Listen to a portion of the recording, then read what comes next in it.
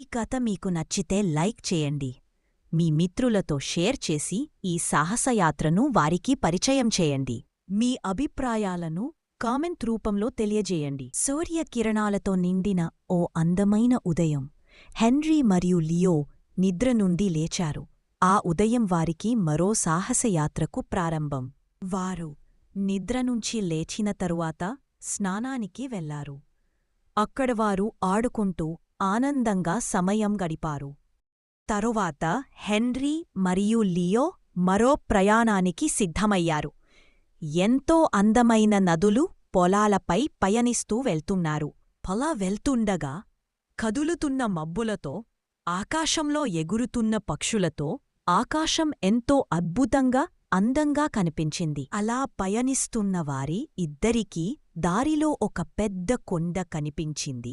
ఆ కొండపై వారు నెమ్మదిగా దిగారు. ఆ కొండపై నుండి హెన్రీ కిందకు చూశాడు. అక్కడ మబ్బుల చాతులు ఏదో ఒక దీవి ఆకృతి హెన్రీకి కనిపించింది. అక్కడికి ఎలాగైనా చేరాలి అనే ఆలోచన హెన్రీ మనసులో పొంగింది. వారు ఇద్దరూ ఆ దీవికి పయనమయ్యారు. వారు ఇద్దరూ సముద్ర మార్గంలో ప్రయాణిస్తూ ఆ దీవివైపు వెళ్తున్నారు. హెన్రీ మరియు లియో దీవికి దగ్గరగా ఓ చిన్న రాయిమీద దిగారు. అక్కడ నుండి దీవిని ఆశ్చర్యంగా చూశారు. ఆ దీవి చూడటానికి ఎంతో అందంగా ఉంది. అందమైన చెట్లు, మొక్కలతో పాటు ఎగిరే పక్షులతో ప్రశాంతంగా కనిపించింది.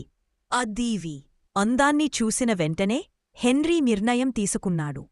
అక్కడి అడవులను అన్వేషించాల్సిందే అని. తన స్నేహితుడు లియోతో కలిసి అతడు ఆ దీవికి చేరుకున్నాడు. దీవి లోపలికి వారి ప్రయాణాన్ని మొదలుపెట్టారు. వారు ఓ గృహ వద్దకు చేరుకున్నారు. హెన్రీ లోపలికి వెళ్లాలని నిర్ణయించుకుని అడుగులు వేశాడు. ఆ దీవి రహస్యాలతో నిండిన అడవుల లోతుల్లోకి హెన్రీ మరియు లియో తమ అడుగులను తొక్కారు. కొత్త ప్రపంచపు మొదటి అడుగు అది.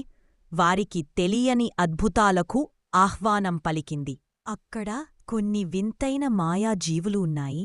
హెన్రీ వాటిని చూసి ఇవి ముద్దుగా ఉన్నాయి అంటూ లియోకు చెబుతున్నాడు. ఆ తరువాత వారు ఆ దీవి మరిన్ని రహస్యాలు తెలుసుకోవడానికి తమ ప్రయాణాన్ని ముందుకు కొనసాగించారు. మెరిసే రాళ్లతో ఆ దీవి ఎంతో అందంగా ఉంది.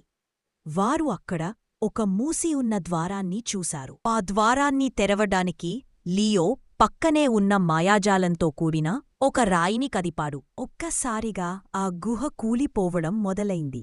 వెంటనే వారు అక్కడినుంచి పరుగు తీశారు. మూసి ఉన్న ద్వారాలు తెరచుకున్నాయి.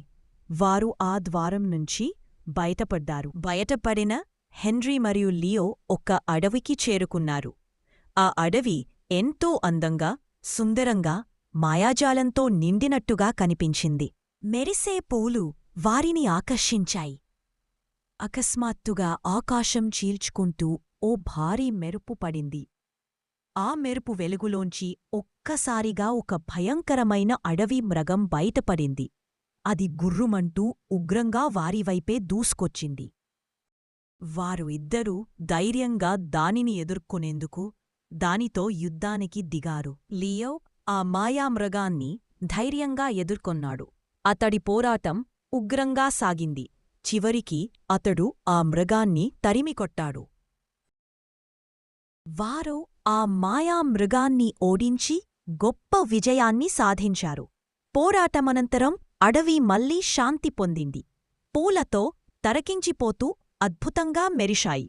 ఒకప్పుడు భయంగా కనిపించిన అడవి ఇప్పుడు అందమైన పూలతో పరిమళించే ప్రదేశంగా మారింది. ఆ మాయామృగం కారణంగా చాలా రోజులుగా భయంతో దాగి ఉన్న అడవి జంతువులు ఇప్పుడు ముందుకు వచ్చి తమ హృదయపూర్వక ఆనందాన్ని వ్యక్తం చేశాయి. వారు అడవికి జీవాన్ని అందించే ఒక శక్తిస్తంభం దగ్గరకు చేరుకున్నారు. ఆ శక్తిస్తంభం లియోకు కొన్ని అద్భుత శక్తులను ప్రసాదించింది. ఆ శక్తితో లియో మరింత బలవంతుడిగా, ప్రకృతికి రక్షకుడిగా మారాడు. ప్రయాణమనంతరం వారు ఒక గృహద్వారం నుండి వెలుగును చూసిన ఆనందంతో బయటకి పరుగులు తీశారు. వారు ఆ దీవిని విడిచి వారు ఉన్న ఊరికి బయలుదేరారు.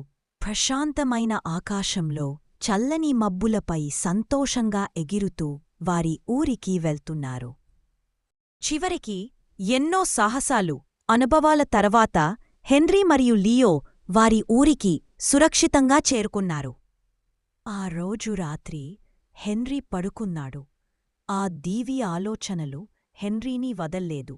దీవి ఆలోచనలు అతని మెదడులో తిరుగుతున్నాయి.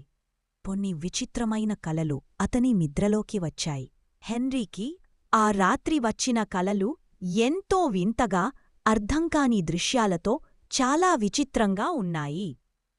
తరువాత రోజు ఉదయం తన తోటి పిల్లలతో తన సాహసాలు గురించి చెబుతూ కథను ముగించాడు. ఇలాంటివి మరిన్ని సాహస కథల కోసం మా ఛానల్ను ఇప్పుడే సబ్స్క్రైబ్ చేసుకోండి.